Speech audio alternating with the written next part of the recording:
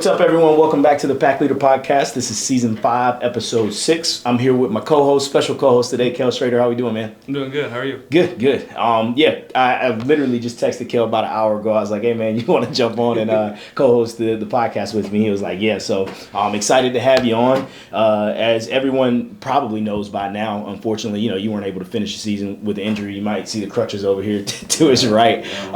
But yeah, just, before we jump into the podcast, kind of give everyone an update on what exactly happened and kind of what you're looking forward to doing moving forward. Yeah, so the whole knee situation, I ended up tearing my meniscus and then PCL.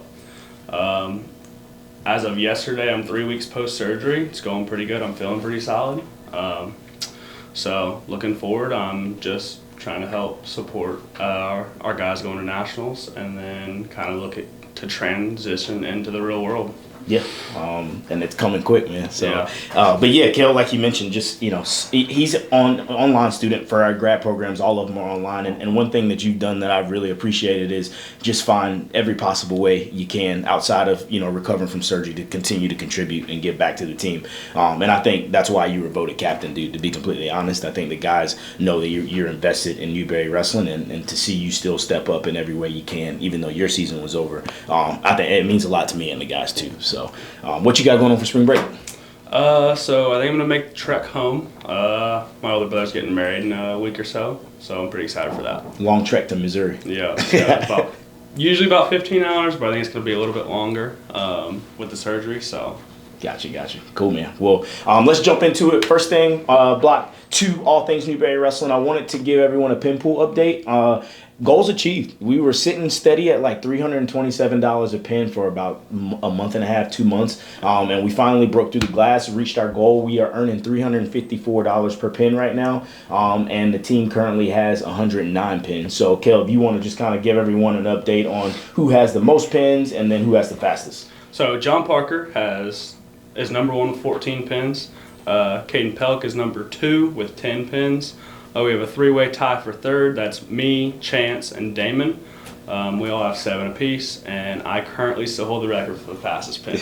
No big deal. Deal. Also, still in the top 3 and hadn't wrestled since Midwest. Yeah. So, but yeah, we really appreciate everyone for your support. 109 pins. That's probably one of the highest that we've had pin count wise since I've been here. So that's going into the NCAA tournament, and we didn't even have Newberry Open because you remember there was the winter storm, and we usually pick up about 10 to 15 from that. So yeah.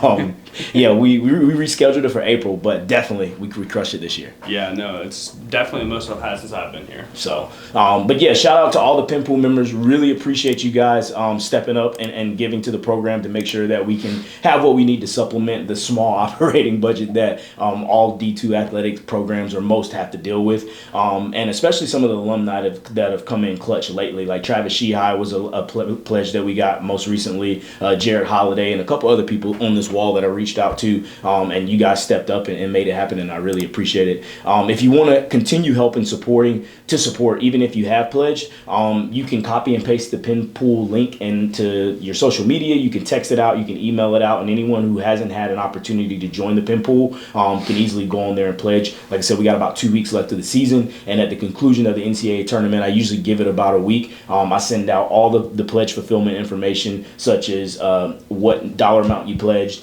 We confirm your address. We let you know how you can fulfill that and make that tax deductible gift. And once the gifts are received, we make sure we get out all of the incentives. So, for example, I think if you did All-American or National Champion level pin pool member, you might get a hat in the mail or might get a shirt in the mail. So once those pledges start coming in, we get that stuff out, and it's a good time.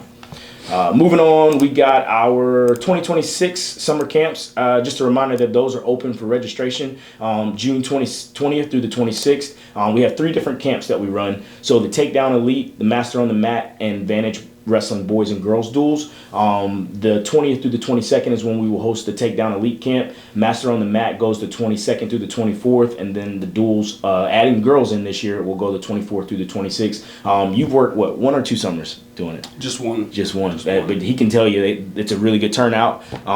it's never a dull moment with all the guys, the campers around here. No, no, it's nice having everybody on campus. So, and then we're still offering 5 and 7 day bundles. So if you want to come to one of the camps, that's great. But if you want to bundle them all together, there are discounts built in on NewberryWrestlingCamps.com for you to go on and take advantage of as well. And what we got next, Kale?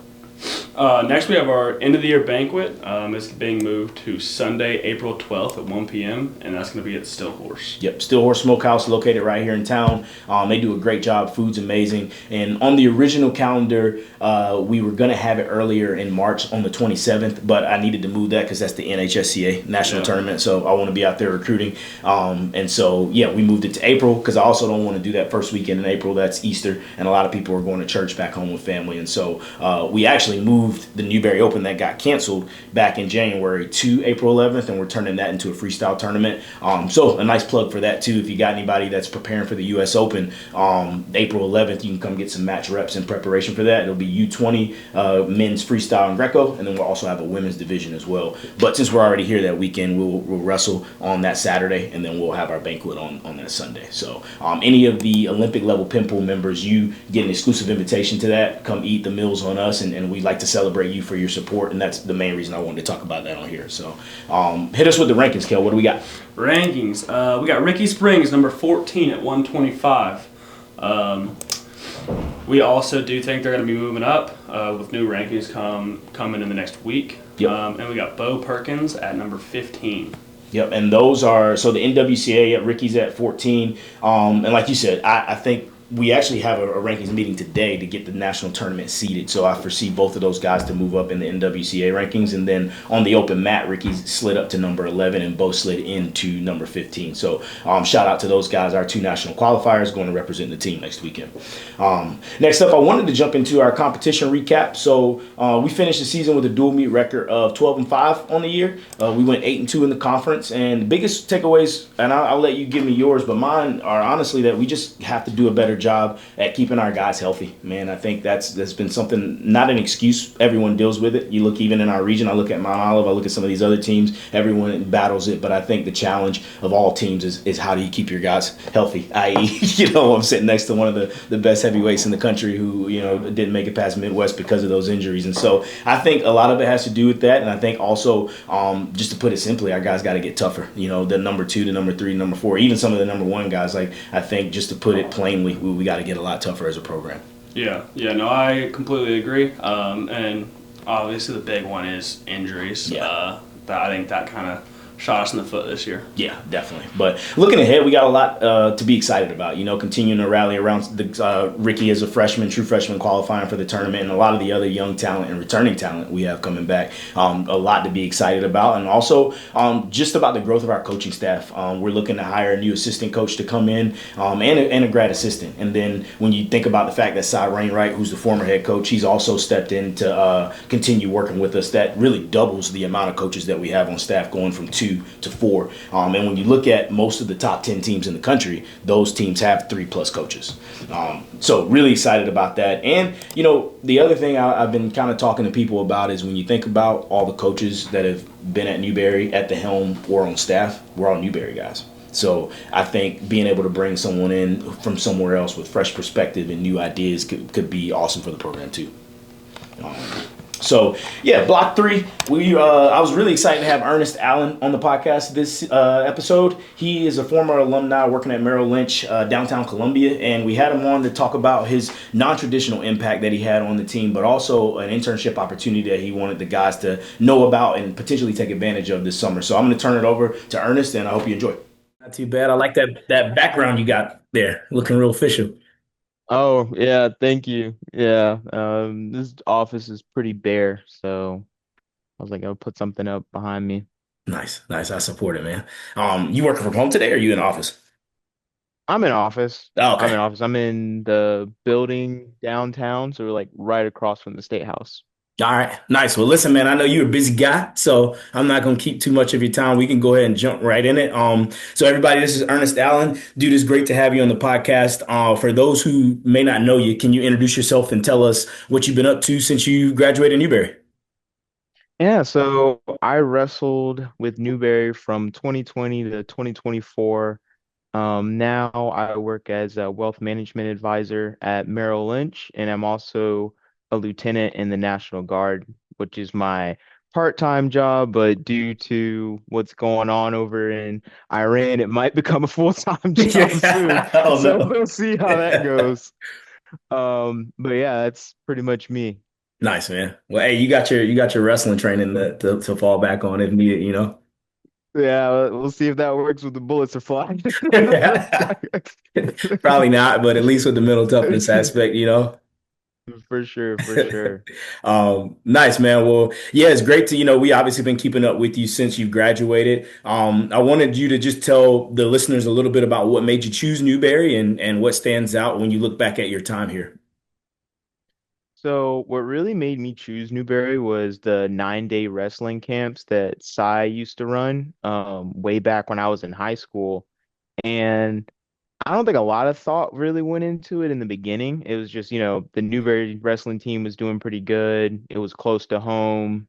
But then as I got older and I was like, really thinking about what college I want to go to, it really was like how small the classes are that really kind of brought me in because I'm not good at, just number 374, take the test, here's the book, no office hours. Yeah. I don't really thrive in an area like that. So I knew that coming here, I'd get that one-on-one attention. I think a lot of people at Newberry don't take advantage of it like they should because pretty much in every Newberry class I've ever been to, nobody ever goes to the office hours. So really, it's not like you're going in to a class of like three or four people. It's just a one-on-one with you and pretty much any professor you have. Yeah. And I think it's like required too that they have office hours too. So Mhm. that was huge for me in wanting to go to Newberry, going Definitely. about that. Yeah, and I mean, you're from Columbia, you went to Irmo, right? Or Dutch Yep. Fork, Well, I went to Dutch Fork Dutch Fork High in School Irmo. in Yeah. Irmo, and so you're familiar with like USC, man, and my sister went to USC as well. There is no such thing as getting direct access to your professor there, and that's No. that's kind of one of the main selling points of Newberry. And so I agree. I tell our guys all the time, you got to take advantage of that. Your teacher, your professor, not only are they supporting you at your matches, but they support you in the classroom too, and they wanna see how they can help you. So take advantage of the office hours, getting there. They're available by text, by calls, and I think that's one thing we do really well here. Yeah, for sure. For sure. I think that's like the main draw to Newberry for me. Because even other small schools, I don't think it's the same. I don't know. I haven't been, but I've never been somewhere where you can just, okay, I have 2 hours of time, pretty much three or four times throughout the week that I can go speak with this professor. I mean, it was hard to not understand stuff because it's like if it's just you and the professor for 2 hours, if you don't understand it, you're just not studying at Yeah, that for point. sure, for sure, for sure. Well, good man, and I think you had a really interesting role on the team. I call it a non-traditional impact that you made. And while you might not have been the guy necessarily winning every match or every tournament, you still had a really big non-traditional impact on our program in other ways. And I wanted you to tell everyone a little bit about how you found yourself in that role. So the story of how I found myself in that role is pretty interesting. It actually came, I think it was at the end of my sophomore year, and I thought I was quitting at the time. And that See you was out here. because ROTC had picked up, yeah, so Tuesdays and Thursdays, I had to go to labs. I wasn't able to make practice. And then things were starting to pick up with my other internship that I was doing at Emily Marketing down the street. And I was just like, I don't know if I have time. And you guys were graceful enough to be understanding and flexible with that. But I was like, I just feel like I'm not putting in the time in the mat room that I should be able to be able to perform. And so that was one of my concerns. And you were like, hey, think about it. We could definitely be flexible, figure something out. You can come to morning practices, things like that. And that made me feel better about it. And then I remember you said in that meeting, because you had a meeting with each wrestler, we had time slots we had to fill out and come in. You were like, tell us one thing we can do better as a team, and then one thing that you think you can improve on to help the team. And for me, it was definitely like getting more time in the room or doing extracurriculars to make sure that I'm putting in that time. And then the second thing, I was like, I feel like we can do a better job with marketing. I feel like we can get more engagement through our Instagram to help with the pin pool and everything like that. And I remember you were like, okay, why don't you do it? And I was just like, oh, why don't I do it? You're like, yeah, I mean, if you know how to do all this stuff, why don't you do it? If you know how to make videos and use Premiere Pro and Photoshop and everything, and Let's get it why don't you going. just do it? Yeah. Yeah, so I mean, it was kind of funny because I walked out of there like, man, like, you really call me on my BS. You're like, if you could do it, then do it. So, from there, I took some like cheap classes, figured out how to use Photoshop and Premiere Pro. And they also had a student discount on Photoshop and Premiere Pro for anybody out there that's thinking of going into marketing. It's like $30 and you're getting maybe like $150 worth of programs for that just because in your student ID to get that discount. So I was able to use that, and through there, I was graceful enough that you guys gave me access to the Instagram page, and I put together videos, tried to spur up engagement by having the guys actually post it on their actual Instagram pages as well, but I felt like kind of brought up our views. And yeah, that was pretty much how I found my role there. Yeah, I mean, it's never been as good as when you were running it, man. We go back and look at those analytics, and you could see like the huge jump from the couple of years that you were doing it as opposed to what was happening before. So, we haven't quite found anyone to fill that role yet. But no, I mean, that was a huge impact you made, and I think it was really cool that you also stepped up in ways that we didn't ask too. I remember there'd be many opportunities that you would offer to the guys in terms of like resume building, different career services Yeah. things. You would always make yourself available for that. And like I said, that was really you going above and beyond the call. What made you feel inclined to do that? I think just looking at myself, and how I had to learn that stuff because learning for resumes before aren't the resumes of today. Before you write a resume, you put your time and love into it, and they would look at it, see your experience. If there's a gap in employment, they're looking for the reason. You can kind of write that out, tell your story, personalize it to you. Nowadays, it's just something that gets scanned. It gets scanned for keywords.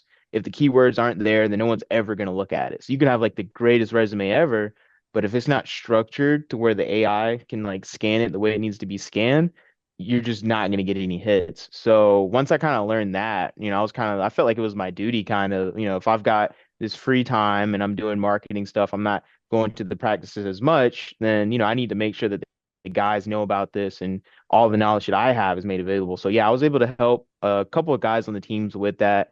Another insight to that was PJ, Yeah, he was when good with he that was too. working with career services. He helped me out and he was telling me basically like he was calling a lot of alumni from not just the wrestling program but the school, and a lot of people just did not have jobs in their field, or they just weren't successful with leaving. And I was like, I don't want my guys, our guys, to Yeah. not have that success, especially if I've figured it out.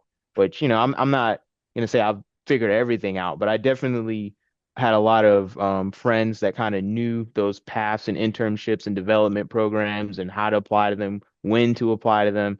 And so I just wanted to make sure I shared that knowledge. Yeah, no, and it's awesome because a lot of the guys that came through when you were here and that you helped out, they are working. They got great full-time jobs, and that's really a testament to you and PJ helping out.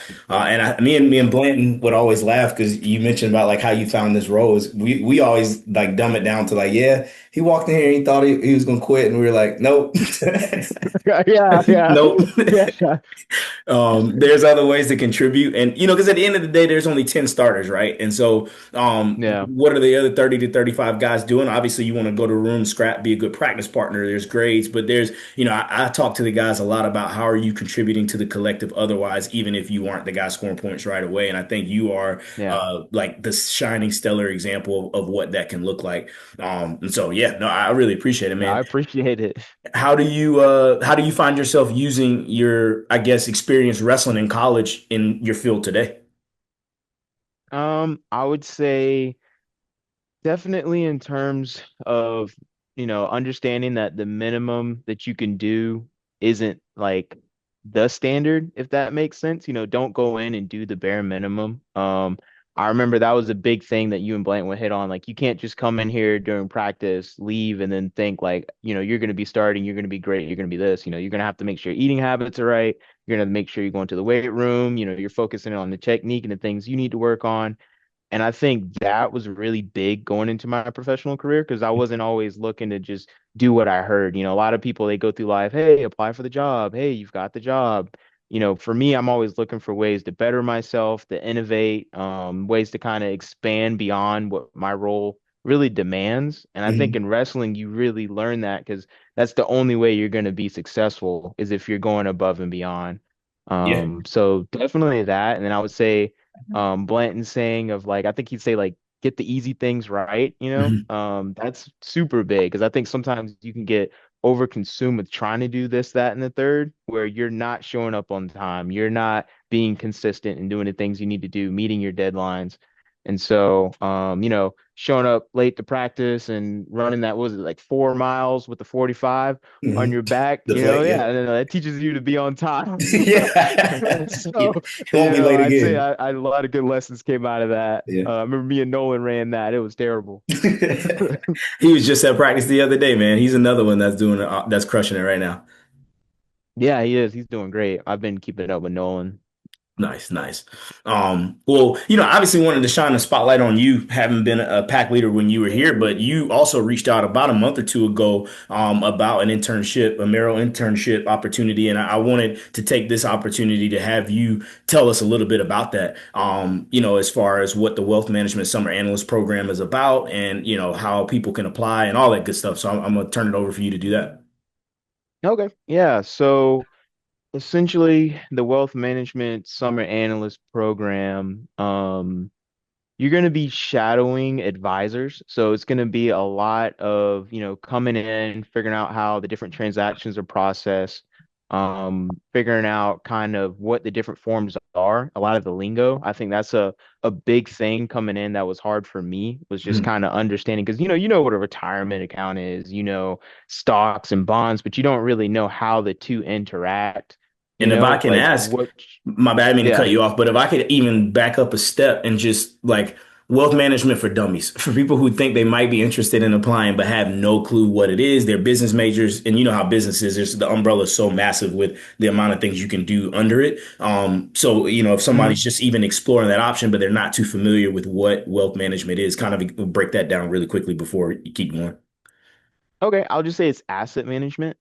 So, just understanding how things are taxed, how much of something you should or shouldn't have, and just the rules surrounding it, right? Because a lot of times you have people that are working jobs and they're not going to be able to divulge as much time into how to manage these assets properly. So that's primarily what we do here at Merrill Lynch Wealth Management is we manage assets, whether that's, trust, stocks, really anything, even kind of down to real estate to a certain extent. We're managing all of that. Okay. So the idea is that you can come in to a Merrill Lynch Wealth Management Center and give all the information of what you're trying to do, leave, and everything's pretty much going to be handled for you. So if you call in and you say, hey, I need a new credit card, we're on that. Hey, I need a loan for such and what, whatever, we're on that. Hey, I need to transfer this money. Everything's just a call away, essentially, is the idea behind it. Nice, nice. I appreciate that. Now you can keep jumping into the internship, but I just know a lot of our guys don't they kind of get scared when they hear asset management, wealth management because they're just unfamiliar of what it might look like. So I appreciate it just making it more accessible in terms of what it is. Yeah, no problem. Yeah, I think, like I said, a lot of these things get kind of blown up out of proportion. And it's kind of hard to follow kind of what something even is to decide even if you want to do it. But I say more if you're interested in business, then this is definitely something that you're gonna want to do and apply for just because Bank of America is like the second largest financial institution. It's Nice. pretty competitive. You need to have at least a 3.2 GPA. I just saw that today, so I was like, oh well. But and you kind of need to just be disciplined and just know. Yeah, I was like, I didn't see that before, but Yeah. yeah, you need at least a 3.2 GPA, and you really need to be disciplined in terms of like showing up, showing out, being able to learn new things, and just understanding that you're here to learn. you're not expected to really know much of anything. That's like the great part about it. I think a lot of people think, oh, I need to know about this, and that before I come in. No, like we know you're here to learn. We know you're here to, grow your resume and things like that. You're pretty much going to be shadowing advisors, like I said, learning the different payment types and transactions. Just a little kind of light-hearted kind of internship. And then once you come back, you have the opportunity to come back as a client associate, which is pretty much um you be handling transactions, making sure forms are signed and scheduling meetings. And then from there, it progresses to you becoming a partial advisor. So they would come in and you could place them in a portfolio or kind of help with simple planning.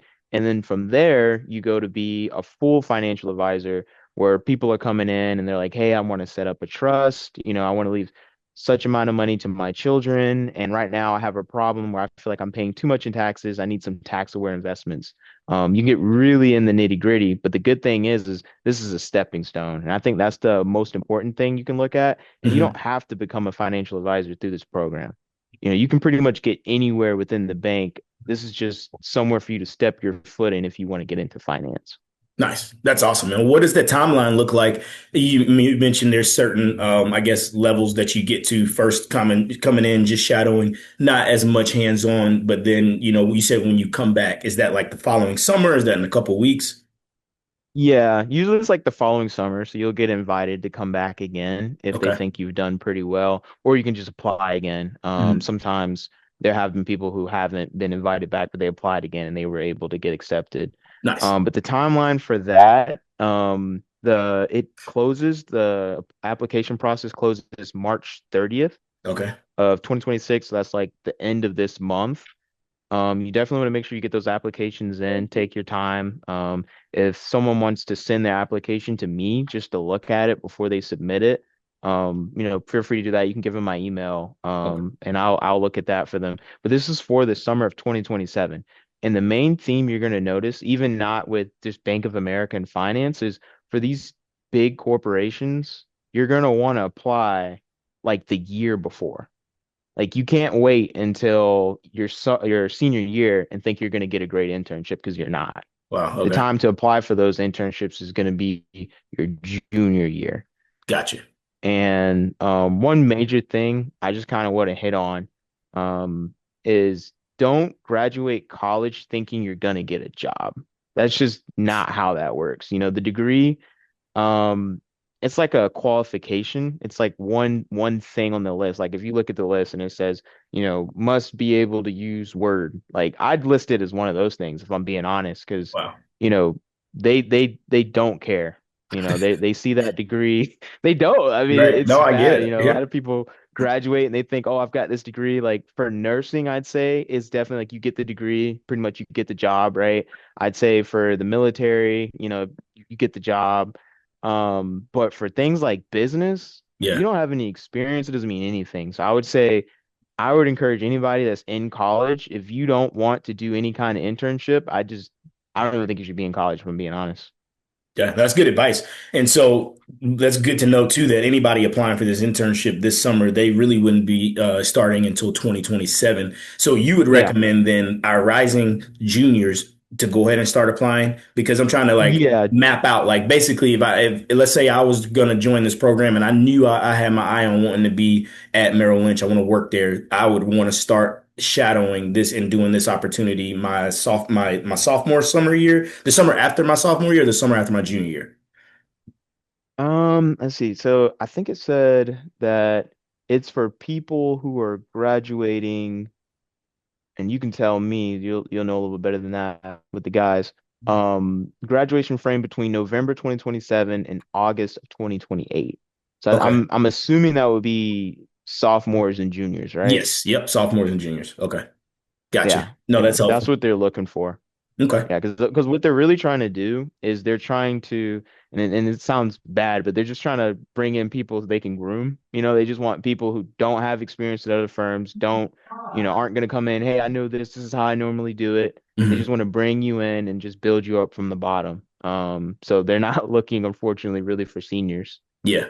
at this Um, point. and from what I know a lot about, I don't know a whole bunch about wealth management, but from what I know is it's very much like you said, you have to be disciplined, you have to be ready to get in there and grind. And that's a wrestler, man. So I think if you get wrestlers in there with the right mindset, that they could really thrive and succeed.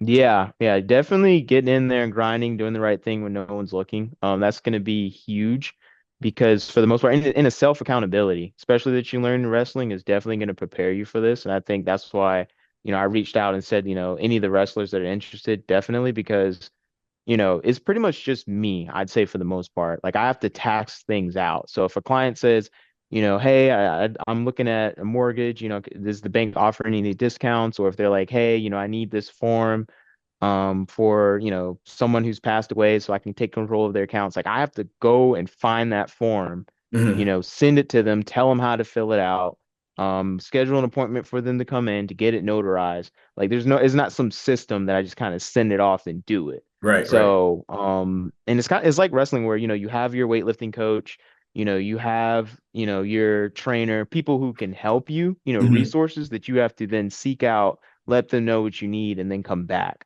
So that's another reason I think wrestlers really thrive in this role because that's pretty much what it is, Yeah. down to a science. And then the grind as well. Like even yesterday, I think I came in the office at 9 and I left at like 9:30 yesterday. Okay. And it's not super common. I'm not gonna act like that's like every day, but it definitely during times of high traffic like this, it's gonna be like that. And even more so for me, this weekend I have drill.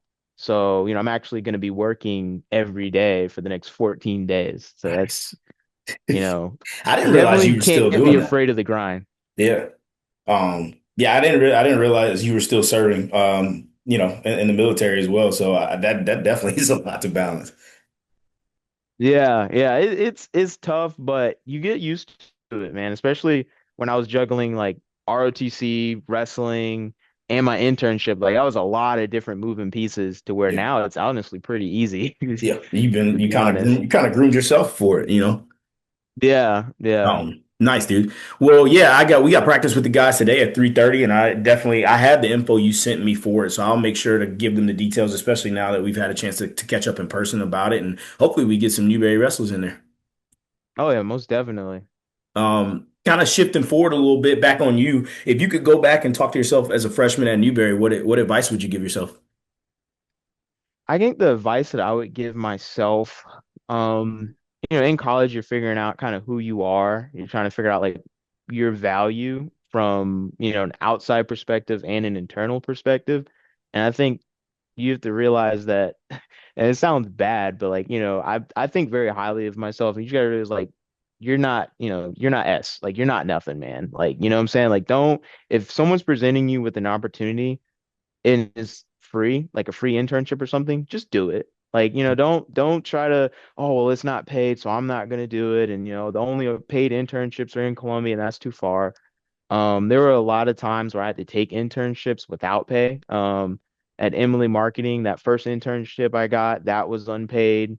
Um, obviously the next role I took at Thrivent, that was paid, but I it remember that wasn't one. that much, I'd say, to like make a difference to where Yeah, if I compared me working there to like working at like McDonald's, obviously I would make more at McDonald's, but you got to think like what's more valuable here? The money that you're going to get in the short term or this experience where when you graduate, you can say, hey, I've worked here, I've done this, I've done that, I've done this task. And then another tip that you actually put me on with, I'm not sure if you remember, but when we actually started with the Instagram page and moved on to TikTok and everything like that, we had these analytic slides that you had me put together that basically just showed kind of where the page is going, yeah, what it's been doing in the last couple of months, what's been working, what hasn't.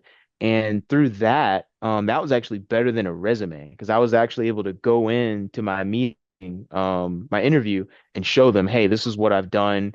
And these are the analytics. I could lay everything out, and they were able to kind of say, oh wow, like he really knows what he's doing. So right. don't just do internships and then just write some stuff down in a Yeah, resume. yeah, Actually kind of track what you're doing and yeah. have something you can present. Yeah, I think having something tangible is really important to show, Yeah, your value.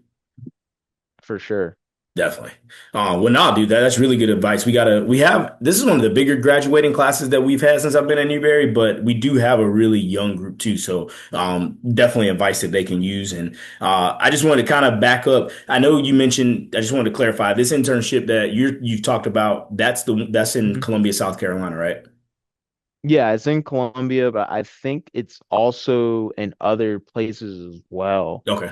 Gotcha. I'll So click around on the yeah, so like website. if they live in like Charlotte, there's a big office up there Okay. and they're accepting a couple positions. So definitely like if it's one of those things where you're like, hey, I'm not really from South Carolina. I don't know, this could be a use to me. Just apply, check the locations because I'm sure there's some. I know I saw like Alabama, I saw Florida, I saw North Carolina. I just know personally that we have two positions here in Columbia. Yeah. And obviously having an But alumni there each, is super helpful. yeah, yeah. So So cool, man. Well, yeah, we're wrapping up. How's my boy D Rice? Have you talked to him lately? Saw he yeah, had a I'm fight talking or to D something like Rice. that. Yeah, he just had a fight. He won. I think he's undefeated. Nice. Work's been picking up. I went to his first two fights. I wasn't able to catch the last one, but he's doing pretty well. Yeah. And different organizations are picking him up. So, I think maybe like a year out from now, we might be surprised with where he's at for sure. Yeah. Is he trying to? I gotta have him on so we can catch up too. It's been a while. You think he's trying to go UFC? Oh, that's 100% what he's trying to do. I think Oh, he's gonna get there.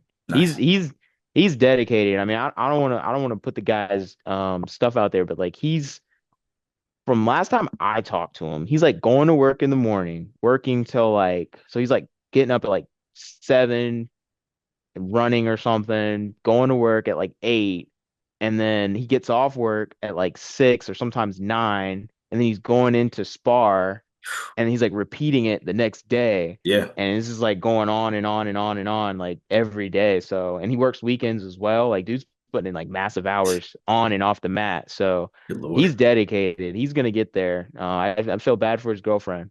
Yeah, because he's grinding. But I I mean, don't, I I feel don't, like she must be meeting him at work or something, yeah, because yeah. No, that's how it goes, man. That's how it goes. You got to be a special person to be a partner with somebody. I think like fighting, any form of professional sports, coaching, that kind of thing, because the hours are never ending. yeah, yeah. So, And I think that's a big thing that I saw in college and in the role I'm in today is like you got to find a partner that's willing to know like, hey, I'm going out here and I'm working for us. yeah, So I may not have as much time for you in the short term, but this is going to help us in the long term. And yeah, that's actually like I think a really kind of hard quality to find. Right now I'm blessed, my girlfriend, she understands that. She's understood that since college because it'd be rough because what would happen is I'd have like some ROTC stuff going on. I wouldn't be able to see her for like 2 days, and then we would go out and go travel somewhere, and then I'd be yeah. gone for the whole weekend, and I haven't seen her for like a week. Oh And yeah. so, I'm very blessed that she's willing to go through that and put herself through that because that can be rough.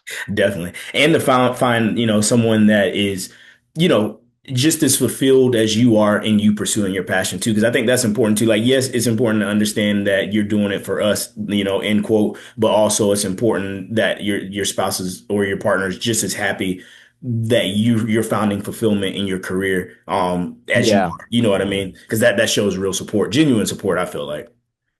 Yeah, yeah, that's like I said, that's really hard to find. I think that's why you find I think like the divorce rate in the military is like double Yeah. whatever it is, and I don't know how that number works. 'Cause it's already like 42%, so I don't know. But all I Yeah. know is it's really bad, Yeah. and I meet people and I'm like, hey man, I like talk to them, they're like, oh man, this what? Oh man, this is my third wife. I'm like, oh man, this is Yeah. Yeah. so. No, it can be You tough, man. definitely got to look hard. For sure, for sure. Well, you got any? I know you aren't spending all your time. We only got about 5 minutes left. You aren't spending all your time working. I know you work a lot. What you got any fun vacations or trips planned coming up soon, or any that you've taken recently? Yeah, I've been down in Florida a lot. So I went to Disney in May of last year. Dude, I've And then never I been there. went, you have never been? Mm-mm. Nah. If you like movies, I think it's gonna be fun. But if you don't really care for movies, then I say don't waste the money because it's really expensive. All right. Nah, I like I got movies. military discount tickets, so I got lucky. It's like 30%, no, it's like 70% off. Let me get or that ID. something We if look you do it enough through the alike. Let me get military. that ID. You might be able to get through, honestly. Yeah, I'm just kidding. Is the what they used to call me Deral Jr. or something? Yeah. Because we had the same haircut all the Yep, time. yep. That's funny. But nah, Yeah. Disney would be cool. What else have you done? I went to Universal Studios across the street in December, so I came back and then I went to the Dominican Republic last year as well, headed into like the beginning of 2025. I went to DR and then I'm gonna go on a cruise. I wanted to go on a cruise in a couple months, but I'm gonna have a training at Fort Jackson from June to September. Okay.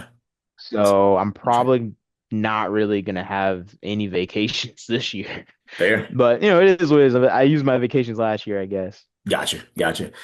Well, good, man. Well, it's always awesome to catch up with you, and I know you keep a super busy schedule, so I appreciate you carving some time out for us. And I'm really excited to tell the guys about this internship opportunity. It'd be awesome to have somebody working with you guys there in Columbia. Yeah, definitely. And feel free to give them my contact information, my number. Like I really want to make sure that we're setting our guys up for success. And like I said, even if they don't want to go into finance, I think it's good to just have Fortune 500 on the resume. Yeah, Like absolutely. even if you're like, hey, I'm going into psychology, like I don't need this. Like, well, if you're not gonna do anything this summer that's gonna be like, productive towards your career, you might as well just do something that looks good on a resume. For sure. And it's like you said, man, the degree, that's just like in today's world, not as valuable as it used to be. And every job I've Mhm. gotten, a lot of it has to do with who I know, not necessarily, what I know. And I think the more you can network and expand Yeah. your network of just constituents and people who work in all different fields, the better off you'll be. Especially like you said, if it's the a productive way you can spend your summer. Yeah, most definitely. So, well, cool, man. And I'll it's let you. paid. What's that? As an and it's paid, so you Yeah. don't have to work for free like I did. Exactly, exactly, man. Well, yeah, dude, great having you on. I'll make sure we always like to say thank you to the people who join us on the podcast alumni by sending some gear in the mail. So I got your address and stuff like that from Pimple, and I'll definitely make sure we get you some shirts and stuff out, man. Okay. Thank you. I appreciate it. Yep, yep. Take care. We'll be keeping in touch. All right. All Thank you. right. See you, Ernest. Thanks for having me. Bye. Cool, cool. Shout out. Thank you so much, Ernest, for joining us. Awesome interview, man. Next up, everything else. Usually we kind of cover a wide variety of things going on in Division II wrestling, but with all the region championships that just happened, Kale, I wanted to kind of just talk a little bit about the super region winners and then also some of the best wrestlers that didn't end up making the tournament. So hit us with who won each region. All right, so starting off, we got Super Region 1. Gannon won that one. Super Region 2 was Lander. Super Region 3 was Tiffin. Region 4 was Central Oklahoma. 5 was Wisconsin Parkside. And then Region 6 was Nebraska Kearney. Yep. So those are your region winners. And, dude, there's some pretty good wrestlers not going to the tournament. Yeah, that's it's just one of those things that, I mean, with some of these regions, you've got so many solid teams in there. Yeah. For example, Kobe Whitehill. Wrestled him a couple times. He's a very good wrestler. He was ranked as high as 3 this year. Yeah. He didn't make the tournament, and it's just you just got to show up and wrestle every day, or things like that happen. Yeah, absolutely. And I mean, you mentioned Kobe Whitehill not going. There's also the number 1 wrestler in the country at 125, Trayvon Gray. I think he finished out at 6th. I heard it was due to injury, but I mean, we know about that. You know what I mean? But either way, that's still a big loss in terms of when you think about getting your best guys to the tournament. Somebody not going. There's Nolan Ambrose, who from Augustana was ranked number 4. He's not going to the tournament. Caleb Muner at 157 from Minnesota State. He was ranked in the recent rankings up as number 8, not making the tournament. And then Billy Smith from Findlay. Actually, Findlay didn't have anyone get out this year for the second year in a row. So yeah, tough season for them. But also just, that's 5 examples just off the top of the head of guys that didn't make the tournament. And what's crazy to think about are the blood round stories. There's guys who are good enough to be All-Americans sitting back home right now. And one of them I just mentioned, Nolan Ambrose, he lost the 3rd place match to Jalen Spuler. And the guys who follow, Newberry Wrestling closely, D Moore, Jalen Spiels, are All-American, who D Moore wrestled for the 7th and 8th place match a couple years ago, and that's a tough match to have to go to the nationals, right? And if you look at Region 5, they're one of the deepest regions in the country, and the fact that a guy like Ambrose can win multiple matches at that level and still finish 4th, it just shows you how stacked that bracket is. Next up, the other one I wanted to point out was Caleb Mueller. Again, Super Region 5. His weight class, talk about stacked as well. Joel Jessaroga, undefeated going into the tournament. You got Warak and you have Lundeen. And 57, in my opinion, arguably one of the deepest weight classes in the country, with all of those wrestlers going in there. Several nationally ranked wrestlers in the brackets. And it kind of makes me think of Super Region 2 when John was up at 97. At one point, we had about 4 guys nationally ranked in that weight. You had John, Caleb Moore, Marvelous Rutledge, and who's the other? Oh, I'm missing one. Is it the King?